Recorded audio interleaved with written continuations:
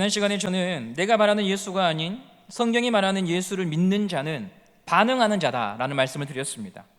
반응하는 자, 내가 믿는 예수, 그분이 성경이 말하는 예수일 때 주님의 말씀을 들으면 그는 반응합니다.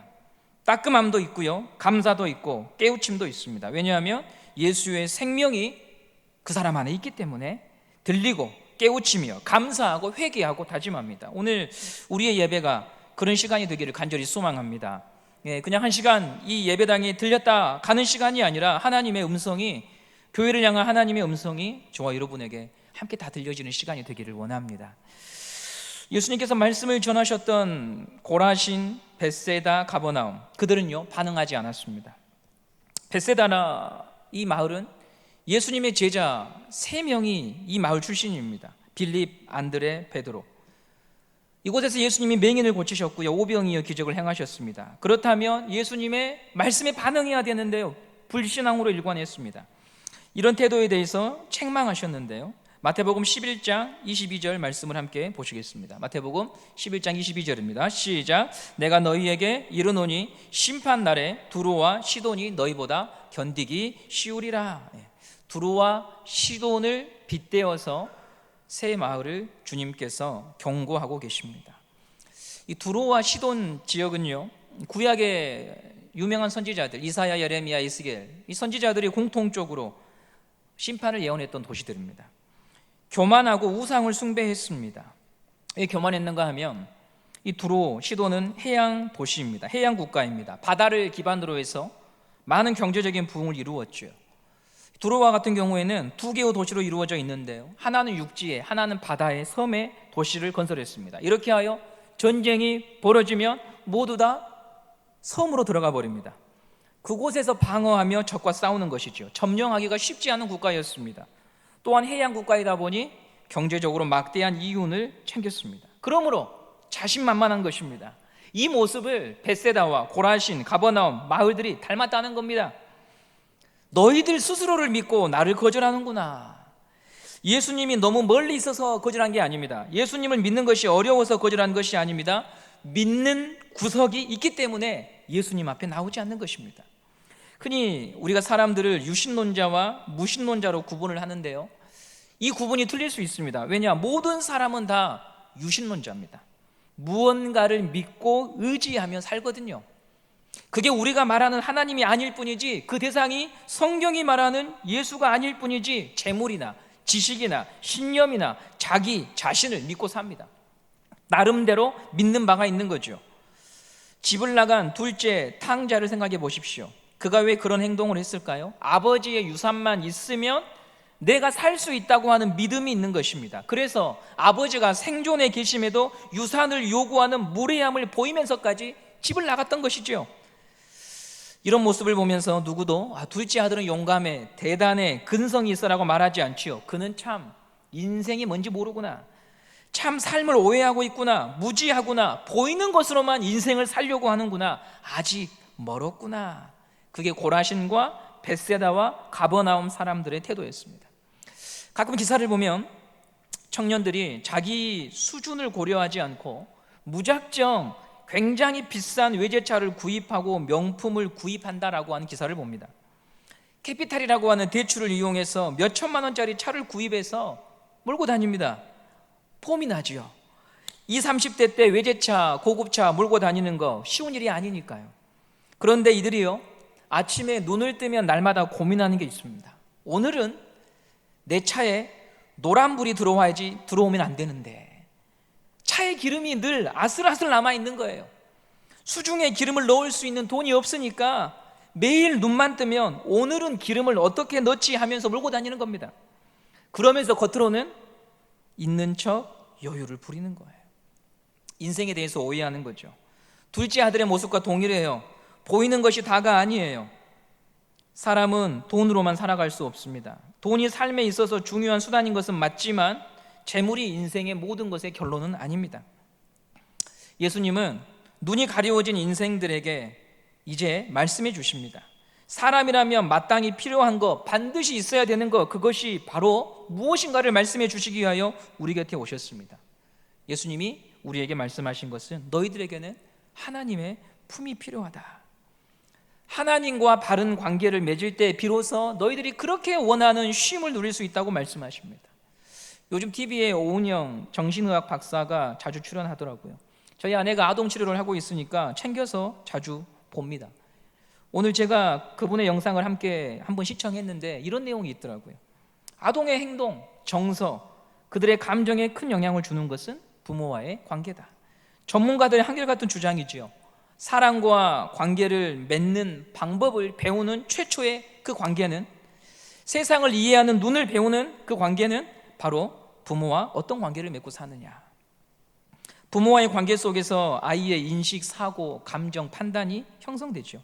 자식은 부모의 입맛도 닮고 잘 때의 모습도 비슷합니다. 발가락이 못생긴 것도 닮고 얼굴에 보조개도 닮아요. 커갈수록 더 닮아요. 제가 가끔 철없는 짓을 하면 학생들이 그럽니다. 아, 태양이다. 태양이를 보면 또 아이들이 그렇습니다. 와, 목사님이다. 닮는 거예요. 이건 누구도 피할 수 없고 부인할 수 없는 일입니다. 그런데 성경은 부모와의 관계보다 더 먼저 시작된 관계가 있다는 거예요. 우리 시편 139편 15절 16절 말씀을 보겠습니다. 시편 139편입니다. 시작. 내가 은밀한 데서 지음을 받고 땅의 깊은 곳에서 기이하게 지음을 받은 때에 나의 형체가 주의 앞에 숨겨지지 못하였나이다. 내 형질이 이루어지기 전에 주의 눈이 보셨으며 나를 위하여 정한 날이 하나도 되기 전에 주의 책에 다 기록이 되었나이다. 나의 형질이 이루어지기 전에 주님의 눈이 그것을 보았다. 이것이 우리에게 알려주는 사실은요, 아, 나는 내 부모라고 하는 분과 관계를 맺기 이전에 하나님 앞에 서 있었던 사람이라는 거죠. 하나님과 관계가 되어 있었던 사람이라고 하는 거죠. 그러므로 사람에게는 누구나 하나님의 자리가 있습니다. 하나님만이 채울 수 있는 영혼의 빈자리가 있습니다. 사람들은 그 자리를 채우기 위해서 다양한 시도를 합니다. 그러나 우는 아이에게 필요한 것은 장난감이나 사탕이 아니라 어머니의 품이듯이 오늘 우리에게 필요한 건 하나님의 품이고 하나님의 자리입니다. 그 자리를 누구도 채울 수 없습니다. 사람은 그 하나님의 자리를 스스로 채울 수가 없습니다. 하나님의 자리를 채워보겠다고 이런저런 방식으로 애쓰며 살아가는 사람들, 그것을 오늘 성경에서는 수고하고 무거운 짐진 자들이라고 표현하고 있습니다. 우리 마태복음 11장 28절 말씀을 함께 보시겠습니다. 마태복음 11장 28절입니다. 시작. 수고하고 무거운 짐진 자들아 다 내게로 오라. 내가 너희를 쉬게 하리라. 하나님의 자리를 우리 스스로 채울 수 없음을 아시고 무엇을 밀어놓고 이루고 성취해도 그 하나님의 자리를 대신할 수 없음을 아시고 예수님을 보내주셨습니다. 예수님을 보내셔서 하나님께로 올 수 있는 길을 만들어 주셨습니다. 저는 오늘 이 본문을 보면서 한 가지 생각난 일화가 있었어요. 언젠가 자신을 떠난 어머니가 보고 싶다는 친구가 있었어요. 그 학생을 데리고 동사무소에 간 적이 있었습니다. 유년기 때 어머니와 헤어지고 아버지 손에서 자랐습니다. 평상시에는 어머니가 없다는 것이 뭐 아프기도 하지만 난 아빠가 있잖아 라고 하며 살다가 힘든 날이면 어머니의 부재, 어머니의 빈자리가 굉장히 많이 와닿는 것 같더라고요. 창원에서 하여갈 때인데요, 이 친구가 어머니가 창원 어딘가에 살고 있다는 소식을 들었습니다. 그래서 저에게 계속 그 어머니가 보고 싶다고 말을 하자 이 녀석을 데리고 동사무소에 무작정 찾아갔습니다. 학생 이름이 동욱인데요, 동욱이가 어머니가 보고 싶답니다. 그때 수능을 이제 막 마치고 성인이 이제 되던 때인데요, 찾고 싶습니다. 도와주십시오. 그 전까지는 어머니 얘기를 아버지 앞에서 하면 아버지가 때렸어요. 아버지가 못하게 했습니다. 그러나 이제 성인이 딱 되고 나니까, 수능 딱 끝나고 나니까 어머니를 찾겠다는 거예요. 지금은 개인 신상 정보가 강화되어서 불가능한 일인데 그때 제가 도움을 호소하니까요, 이 동욱이의 가족관계 증명서를 떼본 후에 그 어머니 성함이 딱 맞으니까 주소를 몰래 적어주시더라고요. 그래서 그 어머니 집에 갔던 적이 있습니다. 잃어버린 육신의 어머니를 찾는 일도 도움이 필요합니다. 찾아갈 수 있는 길이 있어야 합니다. 예수님은 하나님께 갈 수 있는 유일한 길이었습니다. 그 길을 통해서 하나님을 만날 수 있도록 주님이 우리 곁에 오신 것이었습니다. 오늘 본문 11장 29절에 이렇게 성경은 기록합니다. 우리 마태복음 11장 29절을 함께 보겠습니다. 시작. 나는 마음이 온유하고 겸손하니 나의 멍에를 메고 내게 배우라. 그리하면 너희 마음이 쉼을 얻으리니. 나의 멍에를 메고 내게 배우라고 하십니다. 여기서 멍에가 뭔가 이 구절을 수없이 들었으면서도 이 멍에가 무엇인가에 대해서 사실은 잘 알지 못했습니다.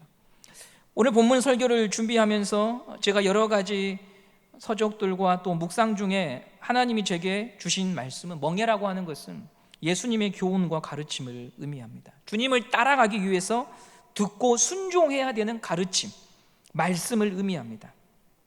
멍에는 현대인들에게 익숙하지 않은 물건입니다. 잠시 사진을 보시면 소에게 쟁기를 끌 수 있도록 하는 멍에가 이 목 뒤에 걸려 있습니다. 이게 멍에라고 합니다, 여러분. 멍에.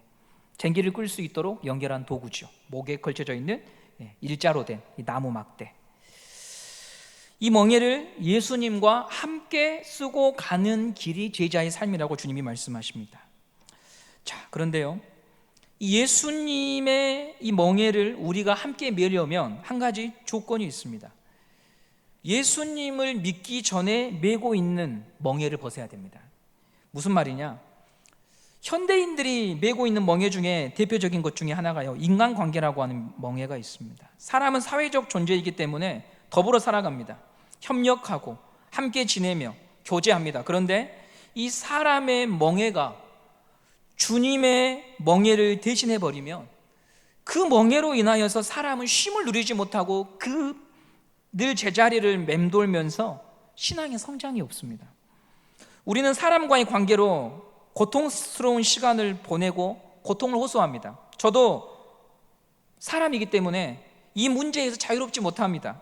대상만 바뀔 뿐이지 여러분처럼 평생의 기도 제목 중에 하나가 인간관계일 것입니다. 오해가 생기고요, 불편한 일들이 발생합니다. 그런데 하나님이 우리에게 이런 시간들을 통과하게 하시면서 주시고자 하는 교훈은, 선웅아, 나보다 사람이 너의 마음속에 깊이 자리 잡고 있는 것은 아닌가 돌아보라고 하는 메시지일 수 있습니다. 주님을 믿고 따라간다고 하면서도 사실은 사람을 내가 더 바라보고 사람에게 더 큰 영향을 받고 사람이 내 인생을 좌지우지할 수 있다고 하는 그런 의식 속에 제가 살아갈 수 있다고 하는 거죠. 이게 바로 인간관계의 멍에입니다.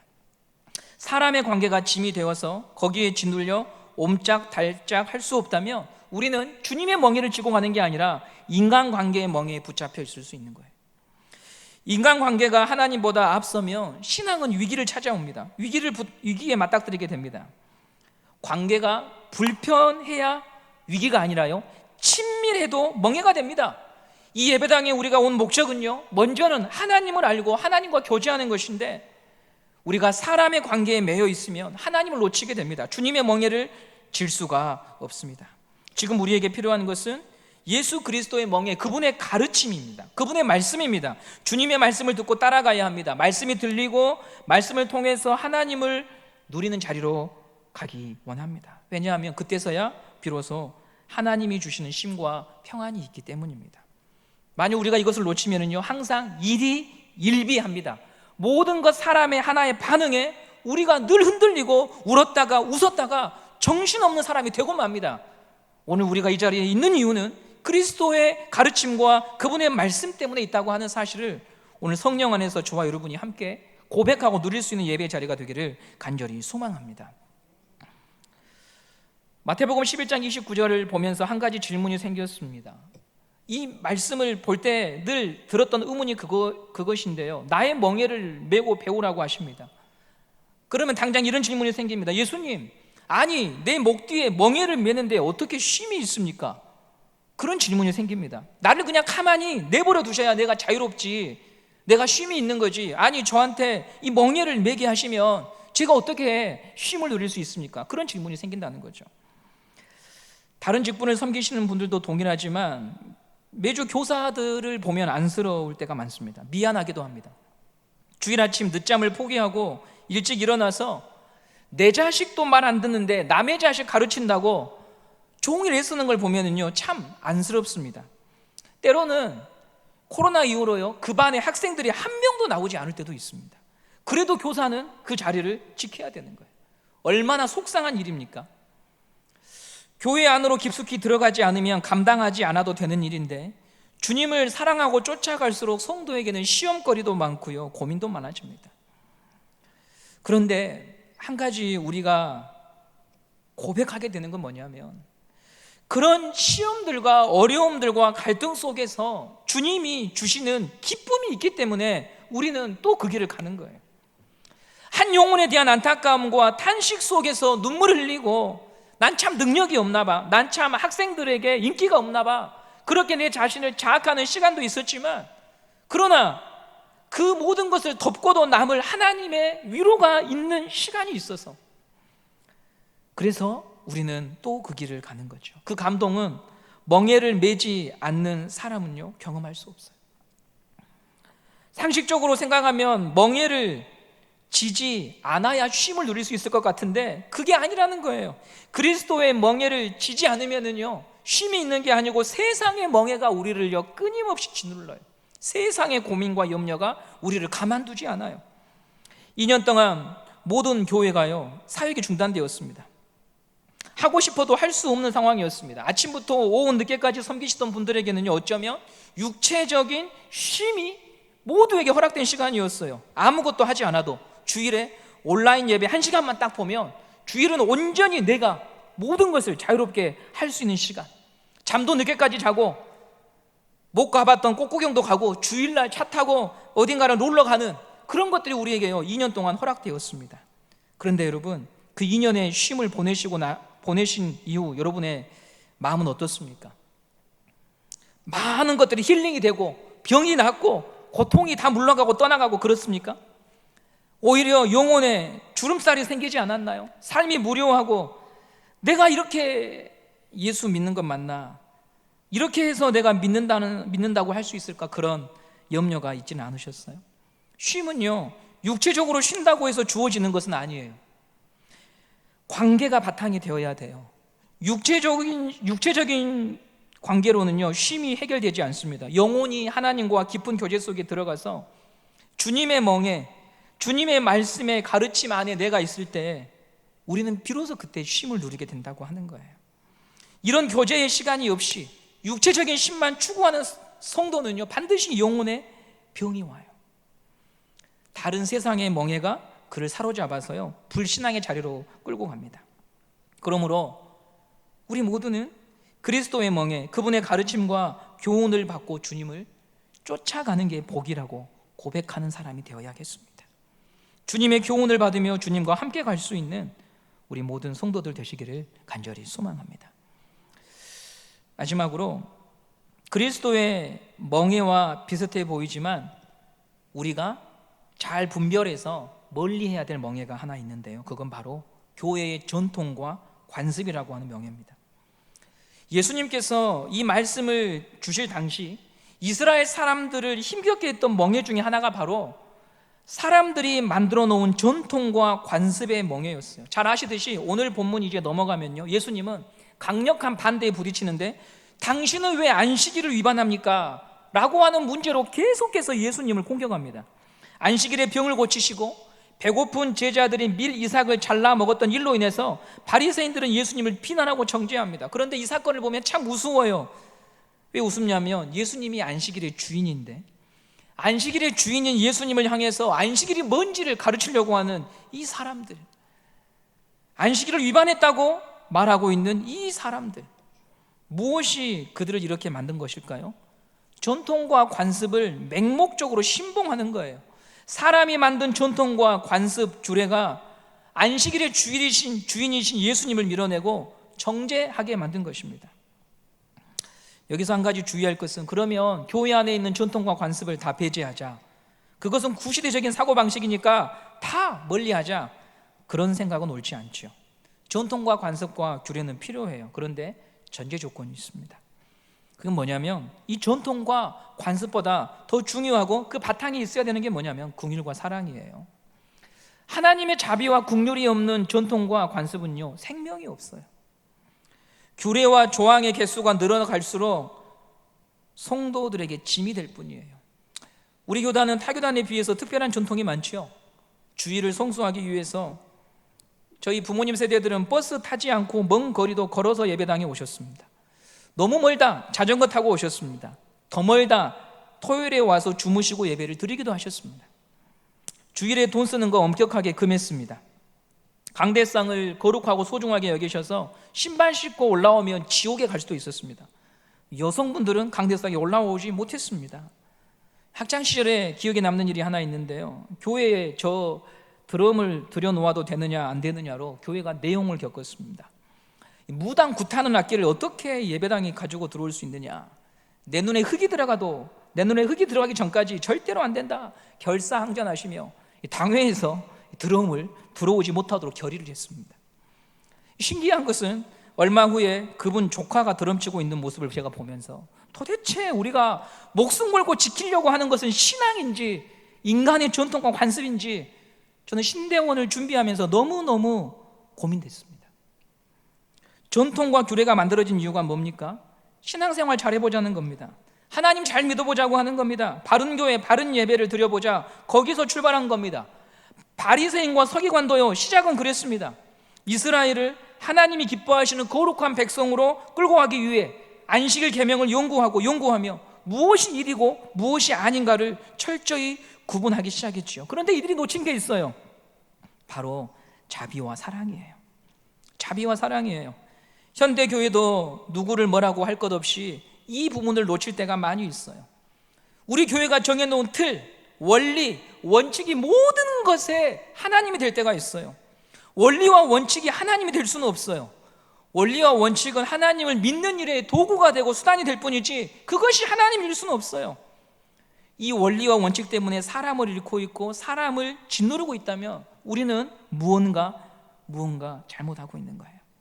안식일은 사람을 위하여 있는 것인데 교회의 법과 제도 역시 사람을 살리도록 주님이 주신 것인데 그 법과 제도가 하나님이 되어서 하나님의 형상대로 지음받은 사람을 실족하게 한다면 우리도 주님 앞에서 이 말씀을 깊이 고민해 봐야 되는 것이죠.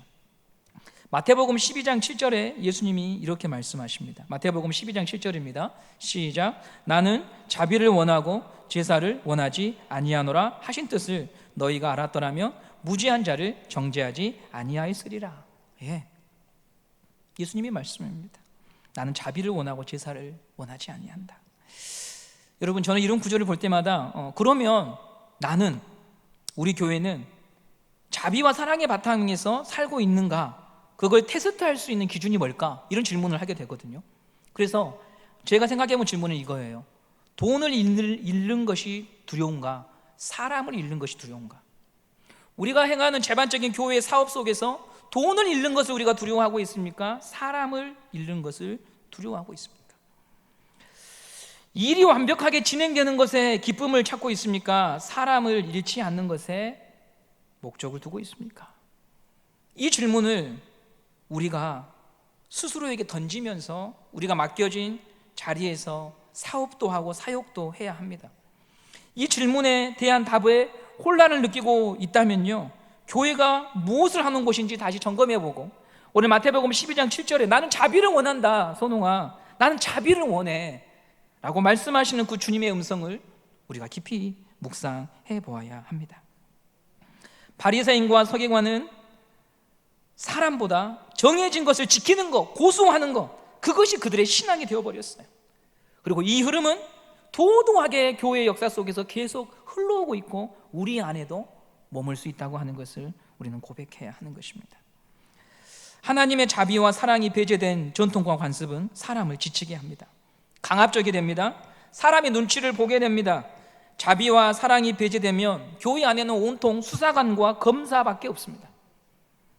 전통과 규례가 그 자체의 목적이 되어서 모두가 다 신음합니다. 교회를 오고 싶어 하지 않습니다. 서로를 감시하고 비판하게 됩니다. 쉼이 없습니다. 예수님은 마태복음 11장 29절에서 이렇게 말씀하십니다. 우리 마태복음 11장 29절 말씀을 함께 보겠습니다. 시작. 나는 마음이 온유하고 겸손하니 나의 멍에를 메고 내게 배우라.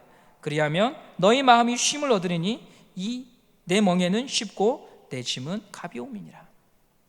여러분, 이 쉼이 우리 안에 예배와 우리의 교제를 통해서 누려지고 회복되기를 간절히 소망합니다. 전통과 규례 이전에 겸손하신 예수님 앞으로 나아가서 그분의 말씀을 들을 수 있는 그런 심령이 되기를 바랍니다. 그분께 가야 합니다. 말씀이 있는 자리, 예수가 선포되는 자리로 와서 그분의 말씀을 들어야 합니다. 그분은 겸손하십니다. 온유하십니다. 온유하고 겸손하다고 하는 말은 우리를 향한 예수님의 마음입니다. 너는 홀로 설 수 없잖아. 너는 스스로 그것을 해결할 수 없잖아. 내가 너와 함께 있어. 그런 너를 내가 편들어 줄 거야. 사람들은 너를 정죄할지 몰라도 나는 너의 편이 되어 줄 거야. 그게 겸손과 온유이십니다. 법의 잣대로 우리에게 들이밀면서 조목조목 따지는 것이 아니라 너가 그렇게밖에 할 수 없는 이유를 나는 알아. 너도 해보고 싶지만 늘 무너지고 마음 아파하는 그런 너의 마음을 내가 알아. 나는 너의 편이 되어줄 거야. 그게 겸손과 온유입니다. 예수님은 인생의 짐을 직접 지고 가셨기 때문에 우리를 잘 아십니다. 마치 아버지가 힘겹게 이제 막 직장 생활하는 아들을 볼 때 느끼는 감정이지요. 어머니가 이제 막 시집가서 애를 키우느라 얼굴이 상한 딸을 볼 때의 마음으로 우리를 바라보고 계신다고 하는 거예요. 그게 겸손과 온유예요. 우리 모두 다 이 겸손과 온유하신 예수님, 그분의 이름을 부르고 그분의 음성에 우리 마음을 드리기를 간절히 소망합니다. 다른 것으로 인생의 승부를 보려는 헛된 노력을 중단하고 주님께로 나아갑시다. 주님은 질만한 멍에를 우리에게 찌게 하시는 분이십니다. 그걸 쥐고 가야 우리가 성숙할 수 있고 하나님의 사람으로 성장할 수 있기 때문에 쥐고 가는 겁니다. 가장 무거운 멍에는 자기가 지십니다. 그게 아버지의 마음이죠. 고통을 주기 위해 멍에를 씌우는 것이 아닙니다. 세상의 멍에가 우리를 사로잡지 못하게 하기 위해서 주님이 멍에를 함께 지고 가자고 하십니다. 우리가 그 주님의 음성에 순종하며 주님이 우리에게 씌워준 멍에, 가르침, 교훈, 그것에 순종할 수 있는 우리 모든 성도들이 되기를 원합니다. 오늘 권사님께서 기도해 주셨듯이 우리는 해결해야 될 문제가 참 많습니다. 여러분, 그걸 누가 해결할 수 있을까요? 우리의 마음이 온전히 주님께만 드려질 때 주님이 우리를 인도하여 주실 것입니다. 어떤 똑똑한 사람도 할 수 없습니다. 그냥 말만 무성할 뿐이지 우리를 고칠 수 없습니다. 치료할 수 없습니다. 우리에게 쉼을 줄 수 없습니다. 그 주제를 가지고 사람과 이야기할 때 우리의 마음이 상할 뿐이지 그 어떤 것도 우리를 고칠 수가 없습니다. 그저 수고하고 무거운 인생이 주님 앞에 나아가서 주님, 우리를 도와주십시오. 우리의 상처나고 찢겨지고 갈라진 마음, 비가 오지 않아서 논바닥처럼 쫙쫙 갈라져 있는 우리의 심령을 하나님 아시지요. 주님을 쫓아가기 원합니다. 주님 도와달라고. 주님만이 주실 수 있는 안식과 쉼으로 우리를 이끌어 달라고 주만 바라볼 뿐인 것입니다. 여러분, 이러한 때 우리가 그리스도의 멍에를 함께 지고 교회를 세워가는 일에 동참할 수 있는 성도님들 되시기를 간절히 원합니다. 이 교회를 위해서 걱정하는 만큼 이 교회를 위하여 기도하며 우리가 있어야 될 자리를 잘 지켜낼 수 있는 성도님들 되시기를 간절히 원합니다. 유치부 사역이 중단되어서 교회가 기도하고 있습니다. 그런데 여러분, 감사하게도 그 사역에 동참하려고 하는 성도들이 나타나기 시작했습니다. 강요로 할 수 있는 일이 아닙니다. 주님의 마음을 가지면 그게 힘드냐 안 힘드냐, 내가 이것을 하게 되면 어떤 말이 따라오는, 이게 중요한 게 아닙니다. 주님의 마음을 가지면 주님과 함께 그 멍에를 짊어지면서 가려고 하는 마음이 일어나는 것입니다. 그럴 때 교회가 생명이 있는 것이고, 그럴 때 교회에 하나님이 역사하시는 일들을 보기 시작하는 것입니다. 사람의 멍에로, 사람 간의 관계의 멍에로 여러분 지쳐 있다면 이제는 돌아서십시오. 주님의 멍에, 주님의 가르침, 주님의 교훈, 그 자리로 나아오십시오. 그래야 우리가 살 수 있습니다. 그럴 때 우리의 영혼이 다시 쉼을 누릴 수 있습니다. 주님은 우리를 함부로 대하지 않으십니다. 주님은 우리에게 등을 보이지 아니하십니다. 주님은 우리에게 좋은 것을 주시는 분이십니다. 비록 우리가 어려움 가운데 있지만 그 어둠에 임하시는 하나님의 찬란한 빛이 우리를 비추시고 우리를 밝히시고 하나님의 교회를 하나님의 교회답게 세워갈 줄 믿습니다. 여러분, 체념하지 마십시오. 무관심하지 마십시오. 에라, 나는 너무 복잡하니까 아무것도 신경 쓰고 싶지 않아, 그냥 온라인으로 예배만 드릴 거야. 아닙니다. 여러분, 사랑하면 그럴 수 없습니다. 사랑하면 절대 그럴 수 없습니다. 아무리 복잡하고 아무리 속이 상해도 사랑하면 어떻게든 하나님 앞에 이 문제를 끌어안고 우는 것이 하나님의 사람들의 발걸음이었습니다. 이렇게 우리가 함께 갈 수 있기 원합니다. 그러면 하나님이 우리에게 또 이런 가운데에서 맛보는 쉼을 허락해 주실 줄 믿습니다. 이 눈물과 어려움 속에서 그럼에도 불구하고 그 교회를 촛대를 옮기지 아니하시고 그 교회를 지금도 싸매시며 감싸 안으시며 말씀하시며 이끌어 가시는 그 주님으로 인하여 우리 안에 주님만 주시는 쉼이 있을 줄 믿습니다. 여러분 포기하지 맙시다. 주님을 기대합시다. 주님을 바라봅시다.